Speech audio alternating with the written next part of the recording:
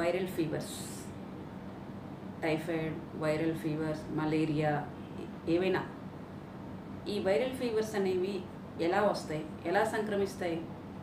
అది వైరస్ వలన కావచ్చు, బ్యాక్టీరియా వల్ల కావచ్చు, ఫంగస్ వలన కావచ్చు, మన శరీరంలోకి అనేది సంక్రమిస్తుంది. వీటి నుంచి మనం సంరక్షించుకోవడం ఎలా, మనకు రాకుండా ఎలాంటి జాగ్రత్తలు తీసుకోవాలి? Prevention is better than cure అంటారు, అవునా? మోస్ట్ ఇంపార్టెంట్ థింగ్ ఏంటంటే ఈ వైరల్ ఫీవర్స్ అనేవి మన బాడీలోకి రాకుండా, ఆ బ్యాక్టీరియా అనేది మన శరీరంలోకి రాకుండా ఉండడం కోసం ఫస్ట్ మనం పాటించాల్సింది ఏంటి అని అంటే పర్సనల్ హైజీన్. మన వ్యక్తిగత పరిశుభ్రత మనం ముఖ్యంగా పాటించాల్సింది ఫస్ట్. నెక్స్ట్ వన్ ఏంటంటే ఇప్పుడు జనరల్గా కలుషితమైన ఆహారం, కలుషితమైన నీటి వలన ఈ వైరల్ ఫీవర్స్ అనేవి మన బాడీలోకి అటాక్ అవుతూ ఉంటాయి. బయట అవుట్ సైడ్ ఫుడ్ వల్ల కావచ్చు, మనం ఇంట్లో తీసుకున్న వాటర్ వల్ల కావచ్చు. మెయిన్ ఏంటంటే వాటర్ కంటామినేటర్స్ అనేవి ముందు చూసుకోవాలి. అవి ఎంతవరకు పరిశుభ్రంగా ఉన్నాయి, ఎంతవరకు ఆ కంటామినేటర్స్ వల్ల మాత్రమే మనకు వైరల్ ఫీవర్స్ వస్తాయి. ఆ వైరస్ అనేది ఏంటంటే మన శరీరంలో నుంచి మన చిన్న ప్రేగుల్లోకి ప్రవేశించి అక్కడి నుంచి మన రక్తనాళాల ద్వారా మొత్తం టోటల్ శరీరంలో ఉన్న ఆర్గన్స్ అన్నిటికీ ఫామ్ అవుతుంది. దానివల్ల ఏంటంటే ఫస్ట్ ఆ కలుషితమైన నీటి వల్ల కావచ్చు, లేకపోతే కలుషితమైన ఫుడ్ వల్ల కావచ్చు, ఆహారం వల్ల కావచ్చు, ఏమవుతుంది అని అంటే ఒక 1 వీక్ వరకు, ఒక వారం రోజుల వరకు మనకి సిమ్టమ్స్ అనేవి ఏమీ కనపడవు. ఆ తర్వాత నుంచి నెమ్మదిగా వారం రోజుల తర్వాత నుంచి మన గొంతు పిడుచుకట్టుపోవడం, అంటే ఎండిపోయినట్టు డీహైడ్రేషన్ ఫామ్ అవ్వడం, తర్వాత బాగా బాడీ అంతా వీక్ అయిపోవడం, తర్వాత టెంపరేచర్స్ నెమ్మదిగా స్టార్ట్ అవుతాయి. మనం తీసుకున్న హైజీన్ ఫుడ్ కాకుండా మామూలుగా పరిశుభ్రంగా లేని ఫుడ్ తీసుకోవడం వల్ల కావచ్చు, బయట ఈగలు వాలి ఆ ఫుడ్ మనకు తెలియకుండా ఆ వాటర్ కంటామినేట్స్ మనం తినడం వల్ల ఆ వారం తర్వాత మనకి ఏం జరుగుతుందంటే ఫస్ట్ బాడీలోకి అటాక్ అయిన 1 వీక్ తర్వాత ఈ సిమ్టమ్స్ అన్నీ బయటపడుతుంటాయి. గొంతు ఎండిపోయినట్లు ఉండడం, డీహైడ్రేషన్ ఫామ్ అవుతాం, బాగా మనం వీక్ అయిపోతూ ఉంటాం. తర్వాత ఫీవరు 100 నుంచి ఈరోజు 100 ఉంటే రేపు 102 ఉంటుంది, నెక్స్ట్ డే 104 ఉంటుంది, 103 అట్లా ఒక్కొక్క డిగ్రీ పెంచుకుంటూ వెళ్ళిపోతుంది అనమాట. అట్లా తర్వాత హై ఫీవర్స్ వస్తాయి. తర్వాత కడుపులో నొప్పి అనేది స్టార్ట్ అవుతుంది. బాగా అది ఎంత నొప్పిగా ఉంటుందంటే మనం తీసుకున్న ఫుడ్ తొందరగా డైజెషన్ అవ్వక ఇబ్బంది పెడుతూ ఉంటాం, బాగా వీక్ అయిపోతాం. మనం ముందు ఫీవర్ కంటే మన శరీరం మొత్తం బాగా వీక్, ఎందుకంటే అన్ని ఆర్గాన్స్కి ఫామ్ అయిపోతుంది ఆ బ్యాక్టీరియా, ఆ వైరస్ అనేది. సో మన బాడీ మొత్తం వీక్ అయిపోతాం. తర్వాత ఇంకొంతమందికి అతిసారం, డయేరియా ఫామ్ అవుతుంది, విరోచనాలు అవుతాయి, ఇంకొంతమందికి వామిటింగ్స్ అవుతాయి. ఇది అప్ టు 5 ఇయర్స్ నుంచి చిన్నపిల్లల్లో 5 ఇయర్స్ నుంచి 15 ఇయర్స్ ఒక ఏజ్ గ్రూప్ వాళ్ళకి ఒక విధంగా అటాక్ అయితే 15 ఇయర్స్ నుంచి మిడిల్ ఏజ్ గ్రూప్ వరకు ఇంకొక విధంగా అటాక్ అవుతూ ఉంటుందన్నమాట. చిన్నపిల్లలు ఏంటంటే విరోచనాలు అవ్వడం, లేకపోతే ఇంకొంతమందికి బ్లడ్ వామిటింగ్స్ లాగా అవ్వడం, అట్లా లేకపోతే మోషన్లో బ్లడ్ పడడం అలా జరుగుతూ ఉంటుంది. ఎందుకంటే మనం తొందరగా డాక్టర్ గారి దగ్గరికి వెళ్ళకుండా మనం ఏముందిలే ఇది వీక్ అయిపోతున్నాం, మనం ఏదో తినడం వల్ల మనకి ఇట్లా ఫుడ్ పాయిజనింగ్ అయింది అని కొంతమంది అనుకొని తొందరగా మెడికేషన్స్ తీసుకోరనమాట. ఇవన్నీ రాకుండా ఉండాలి అని అంటే ఫస్ట్ ఏంటి మనం పాటించాల్సింది పర్సనల్ హైజీన్. మన వ్యక్తిగత పరిశుభ్రత ఉండాలి. మన చుట్టుపక్కల ఏమైనా డస్ట్ లాంటిది ఏమన్నా ఉన్నా కానీ, మురికి వాటర్ ఉన్నా డ్రైనేజెస్ ఒకటి క్లీన్ చేయించుకోవాలి. ఎప్పటికప్పుడు నిల్వ ఉన్న వాటర్ దగ్గర నుంచి క్లీన్ చేస్తుండాలి. ఆ కంటామినేటర్స్ వల్ల మాత్రమే మనకి వైరల్ ఫీవర్స్ అనేవి మన బాడీలోకి అటాక్ అవుతూ ఉంటాయి. సరే, ఫీవర్స్ వచ్చాయనుకో అనవసరంగా భయపడకూడదు. 1 వీక్ తర్వాత బాడీలోకి అటాక్ అవుతాయి అని చెప్పాను కదా, 1 వీక్ తర్వాత అప్పుడు మనకి బయటపడతాయి అనమాట సిమ్టమ్స్. ఈ సిమ్టమ్స్ బయటపడిన వెంటనే మన దగ్గరలో ఉన్న డాక్టర్ గారి దగ్గరికి వెళ్తే వాళ్ళు మెడికేషన్స్ రాస్తారు. ఆ మెడికేషన్స్తో పాటు మనం పాటించాల్సినవి ఇంకొన్ని ఉన్నాయన్నమాట. ఏంటి అని అంటే మెడికేషన్స్ తీసుకుంటూనే కొంతమంది ఏంటంటే మాకు టైఫాయిడ్ జ్వరం వచ్చింది, మాకు మలేరియా ఉంది, మాకు ఇట్లా వైరల్ ఫీవర్స్ ఉన్నాయి, అమ్మో ఫుడ్ తీసుకోకూడదు అని కొంతమంది ఏంటంటే పల్లెటూరులో పూర్వకాలంలో లాగా లంకనాలు అనేవి చేస్తూ ఉంటారు. అది కరెక్ట్ కాదండి. ఎందుకు అంటే మన ఫుడ్ తీసుకుంటూనే మనకున్న మెడికేషన్స్ మనం వేసుకుంటూ మన బ్యాక్టీరియాని మన వైరస్ని మనం చంపుకుంటూ వెళ్ళిపోవాలి. అంతేకాని ఫుడ్ తీసుకోకుండా ఉంటే మనకి మంచి ప్రోటీన్ ఫుడ్ ఎక్కడి నుంచి వస్తుంది? ఈ టైంలో, ఈ జ్వరాలు ఉన్న టైంలో మంచి ప్రోటీన్ ఫుడ్ అవసరం పడుతుంది.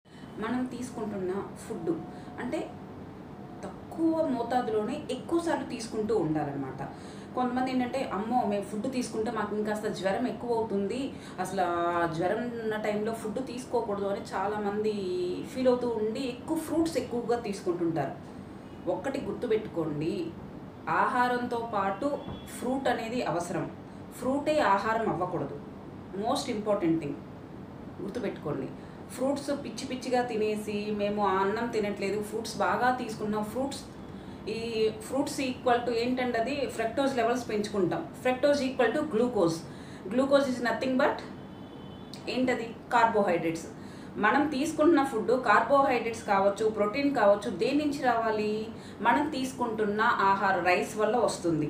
ఆ రైస్తో పాటు మనం ఏంటంటే ఫ్రూట్స్ యాడ్ చేస్తూ వెళ్ళిపోవాలి. అంతేకాని ఫ్రూటే ఆహారం అనేది అవ్వకూడదు.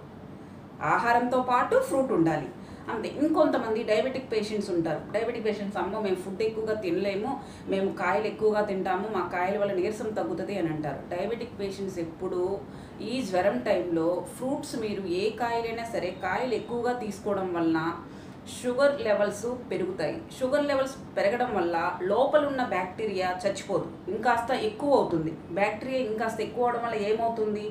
మీకు ఫీవర్ అనేది కంట్రోల్ అవ్వదు. ప్లస్ దట్టు మీకు ఇది కూడా షుగర్స్ కూడా పెరుగుతాయి అన్నమాట.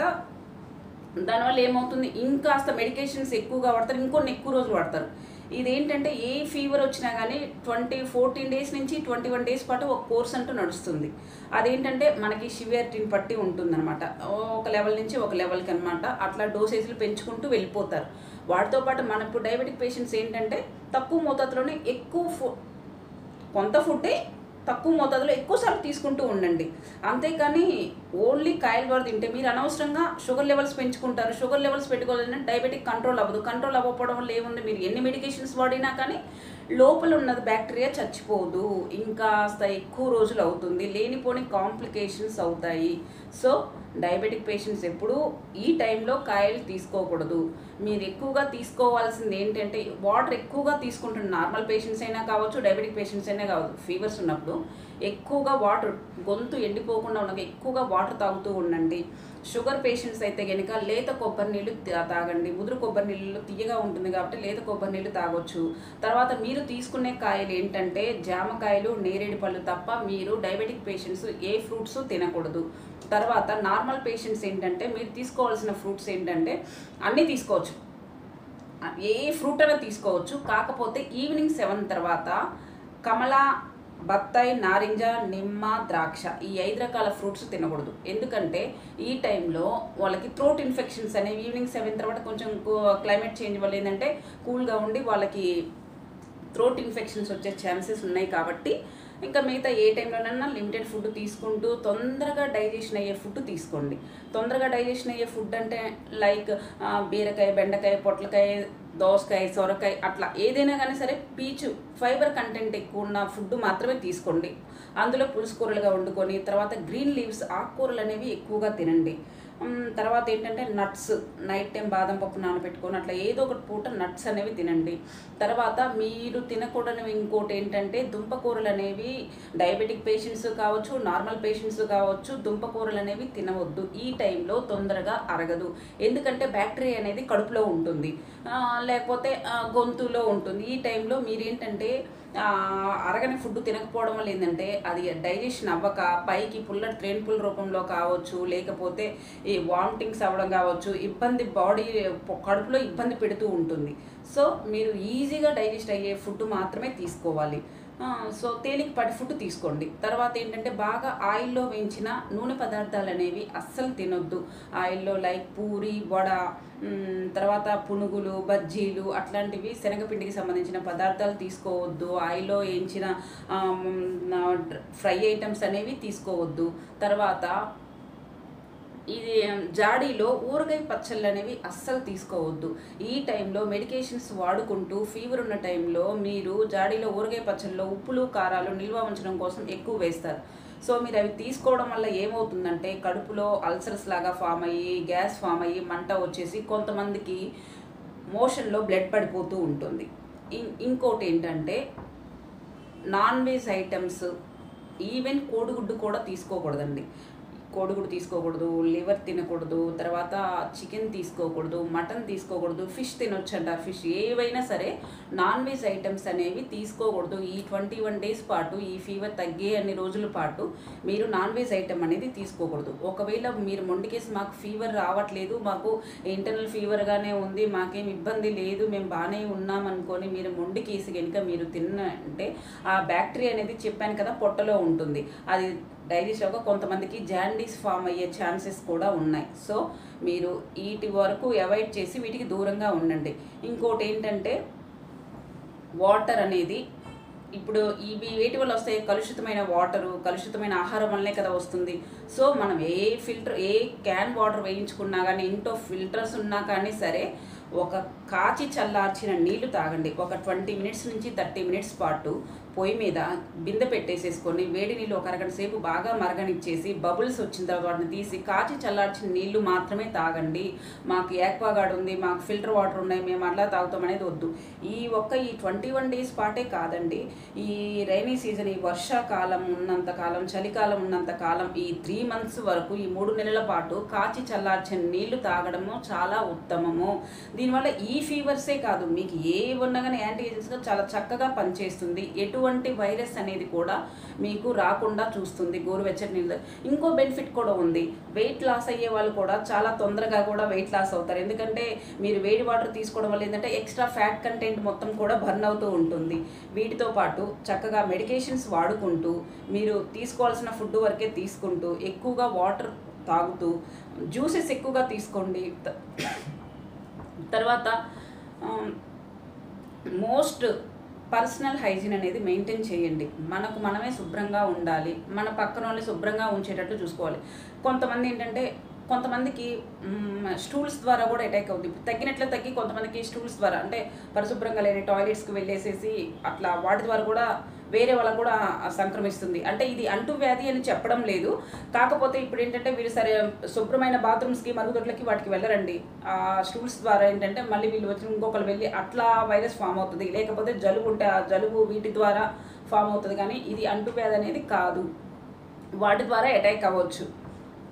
సో కాచి చల్లార్చి నీళ్లు తాగుతూ మంచిగా వాటర్ తీసుకుంటూ లిక్విడ్ వాటర్ ఎక్కువగా తీసుకుంటూ శనగపిండి పదార్థాలు అనేవి తినకుండా, నాన్ వెజ్ అనేది తగలకుండా ఫ్రూట్స్ ఎక్కువగా తీసుకుంటూ తక్కువ మోతాదులో ఎక్కువసార్లు తింటూ ఈ జ్వరం వచ్చినా కానీ భయపడకుండా చాలా జాగ్రత్తలు తీసుకుంటారని, ఒకవేళ జ్వరం వచ్చిన వాళ్ళు కూడా భయపడాల్సిన పనేమీ లేదు. 21 డేస్ పాటు మెడికేషన్స్ వాడుకుంటూ జాగ్రత్తలు తీసుకుంటూ ఉండండి. 21 రోజులే కాదు, ఈ 3 నెలల పాటు వాటర్ కాచి చల్లార్చి నీళ్ళే తాగడం మంచిది.